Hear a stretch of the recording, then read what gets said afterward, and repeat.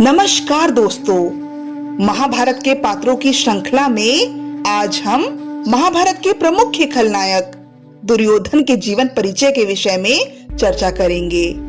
तो चलिए शुरू करते हैं। महाभारत की कथा में दुर्योधन एक प्रमुख और शक्तिशाली पात्रों में से एक है। महाभारत की कथा दुर्योधन के बिना अधूरी है। दुर्योधन महाभारत के प्रमुख पात्र महाराज धृतराष्ट्र और महारानी गांधारी के 100 संतानों में से सबसे बड़े बेटे थे। महाराज धृतराष्ट्र का पहला और ज्येष्ठ पुत्र होने के नाते वह कुरुवंश और उसकी राजधानी हस्तिनापुर के राजकुमार थे।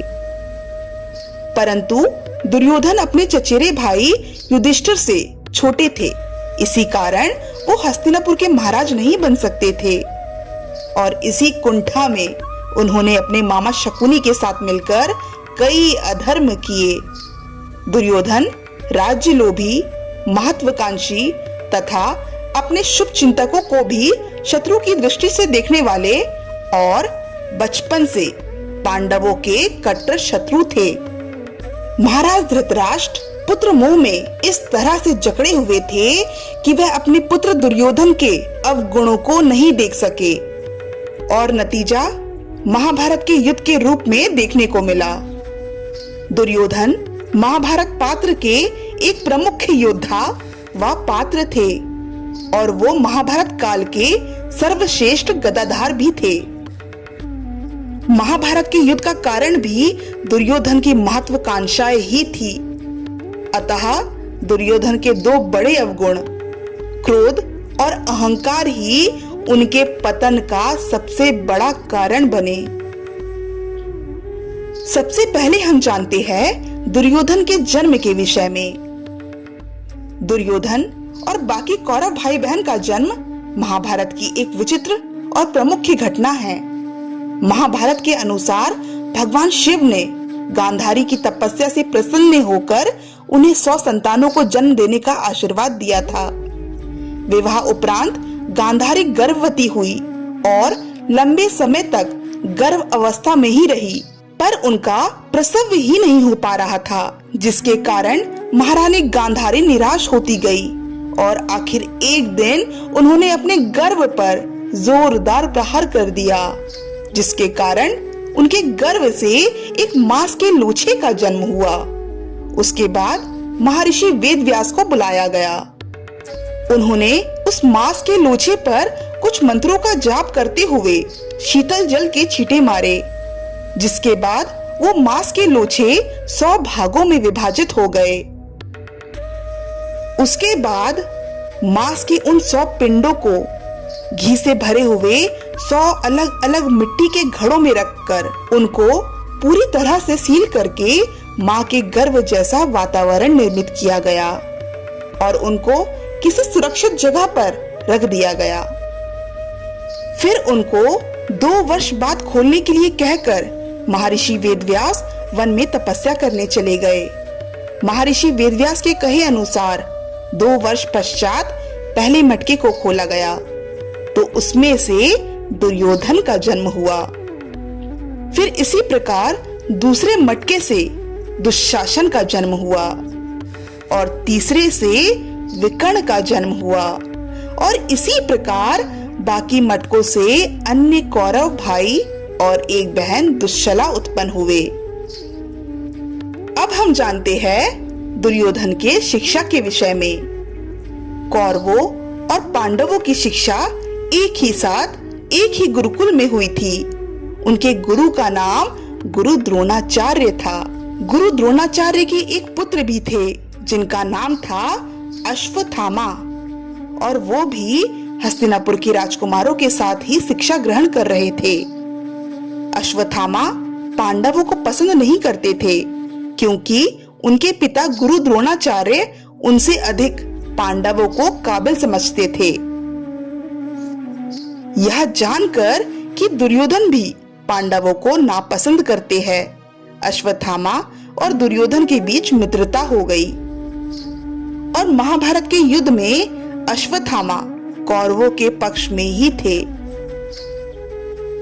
अब हम जानते हैं दुर्योधन और पांडवों के बीच शत्रुता का कारण। दुर्योधन के पिता महाराज धृतराष्ट्र भाइयों में ज्येष्ठ थे, पर नेत्रहीन होने के कारण उनको हस्तिनापुर का राजा ना बनाकर उनके अनुज पांडु को राजा बनाया गया। हालांकि महाराज पांडु के देहांत के पश्चात धृतराष्ट्र को राजा बना दिया गया था, तो महाराज धृतराष्ट्र का कभी भी अभिषेक नहीं हुआ था। इसलिए हस्तिनापुर का राज सिंहासन महाराज धृतराष्ट्र के लिए एक भीख के समान ही था, और हस्तिनापुर की प्रजा ने भी महाराज धृतराष्ट्र को कभी भी सच्चे मन से अपना महाराज नहीं माना था। इसी कुंठा में उन्होंने सोच लिया था कि उनके बाद उनका पुत्र ही हस्तिनापुर का महाराज बनेगा।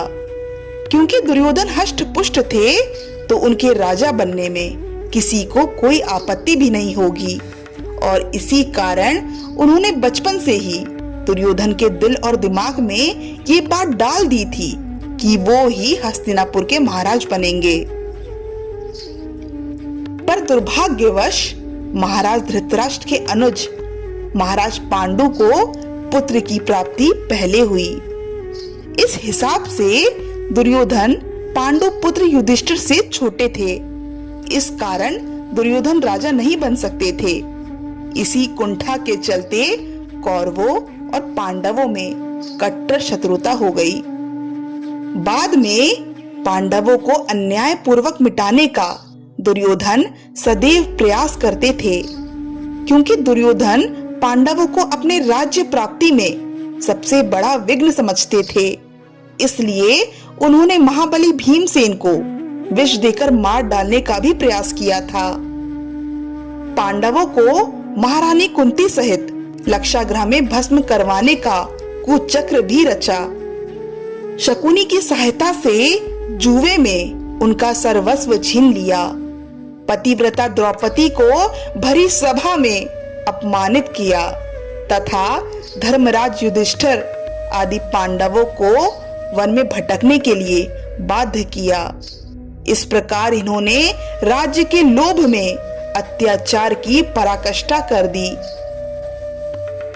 अब हम जानते हैं दुर्योधन व कर्ण के मित्रता के विषय में।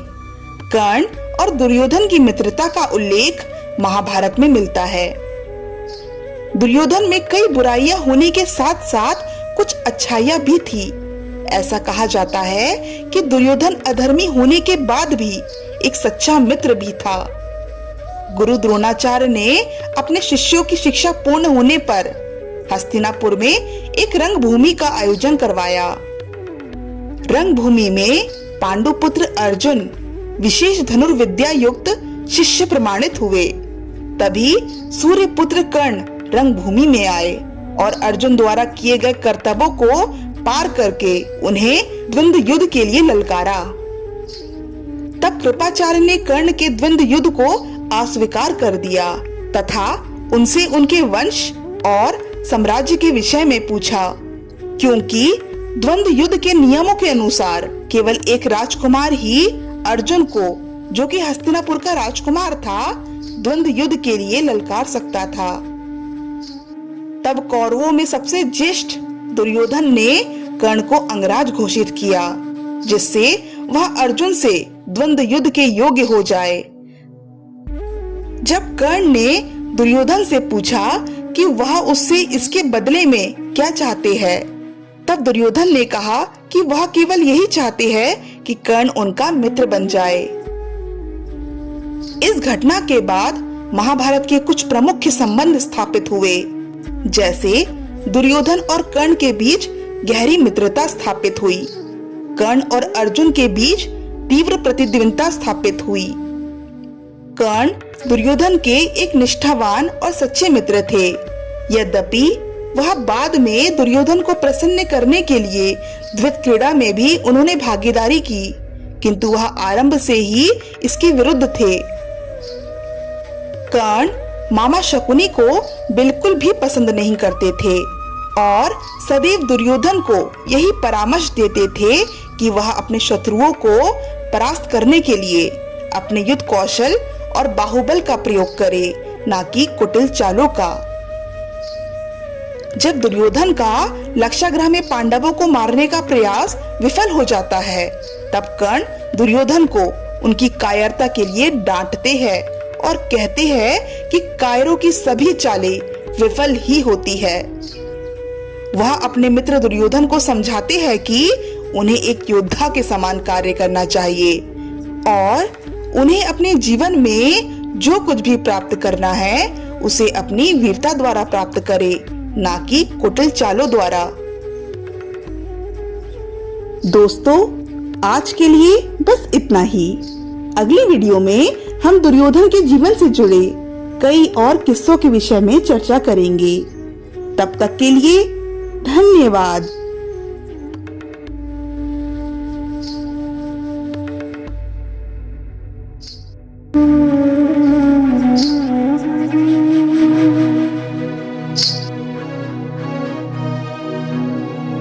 Mm-hmm.